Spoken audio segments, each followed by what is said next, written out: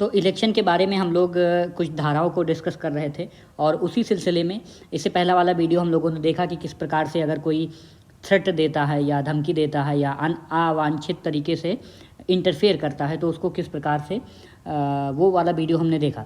But अभी देखते हैं कि निर्वाचनों में प्रतिरूपण इम्पर्सोनेशन ये बहुत रैम्पेंट होता है। लोग ईवीएम और पता नहीं क्या क्या बात करते हैं, लेकिन जो ग्राउंड लेवल पर अगर जो इलेक्शन होते हैं उसको कोई ऑब्जर्व कर रहा होगा तो उसे ऐसे चीज़ें मिल जाती हैं कि कभी कभी क्या होता है।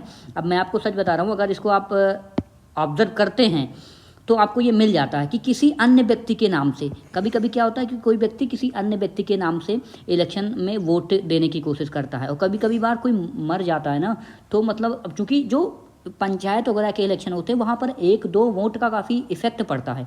इसलिए कोई जीवित है लेकिन शहर में रह रहा है तो उसके नाम से, या कोई मर गया है तो उसके नाम से, या किसी कल्पित नाम से ना, ठीक है, कोई XYZ कोई नाम बना करके उसके नाम पर आवेदन करता है या मत दे देता है, ठीक है, वोट दे देता है। ऐसे केसेस या कई बार तो ऐसा होता है कि भाई एक बार वो मत दे चुका होता है, ठीक है, और उसी निर्वाचन क्षेत्र में क्या करता है कि अपने दूसरे नाम से मतपत्र के लिए फिर से क्या कर देता है कि फिर मेरा फिर से नाम आ जाए और फिर से मैं वोट दे दूँ। तो ऐसे जो केसेस होते हैं, या उसका कोई, अब चूंकि देखो लॉ में हमेशा 2 चीज़ें होती हैं कि या तो ऐसा करता है या उसको दुष्प्रेषित करता है, यानी उसको अगर अटेम्प्ट भी करता है तो भी वो सेक्शन 171 के डी के अंतर्गत अपराधी माना जाएगा। लेकिन जो इसका सज़ा का प्रावधान है, अगेन जो 171 है उसका F वाला जो क्लॉज है उसमें दिया गया है। तो ये आपको ध्यान में रखना है कि जो इसका 171 का F है उसमें 1 साल तक की सज़ा है। जो भी कोई ऐसा करता है, इम्पर्सोनेशन में पकड़ा जाता है, किसी दूसरे व्यक्ति का रूप धर लेता है, ये तो उसी तरह हुआ ना। ऐसे हालांकि 419 धारा भी है लेकिन वो इलेक्शन के संबंध में नहीं है, तो वहाँ पर कुछ और लगता है कि राम श्याम बन करके कोई चोरी कर लेता है, किसी का कागज़ बना लेता है, तो ऐसे केसेस में 419 420 वगैरह लगता है।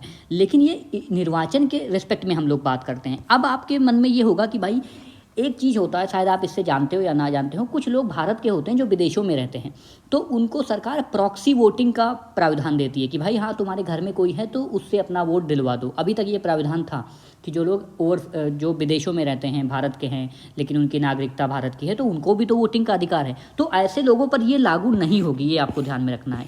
हालांकि सरकार अभी उनके लिए थोड़ा इलेक्ट्रॉनिक वोटिंग वगैरह का सुविधा कर रही है कि कोई अगर USA में बैठा है, ब्रिटेन में बैठा है, तो वो भी वोटिंग में पार्टिसिपेट करे, क्योंकि ये लोकतंत्र का त्यौहार होता है, तो इसमें सभी को पार्टिसिपेट करना चाहिए। तो आपको ये ध्यान में रखना कि 1 साल तक की सज़ा होती है अगर कोई ऐसा करता है तो। इम्पर्सोनेशन करता है, किसी दूसरे व्यक्ति के नाम से वोट देता है, कोई मर चुका है, कोई कल्पित नाम बना लेता है, ठीक है, या एक बार से ज़्यादा वोट डालने का प्रयास करता है, तो ये काफ़ी इंपॉर्टेंट सेक्शन है। इसमें सज़ा है 1 साल तक की और जुर्माना है एज इट इज़। और सेक्शन अगर आप पढ़ना चाहते हो तो 171 DF और ये पूरा क्लॉज ही पढ़ डालो तो अच्छा रहेगा। Stay blessed, stay safe, have a good day.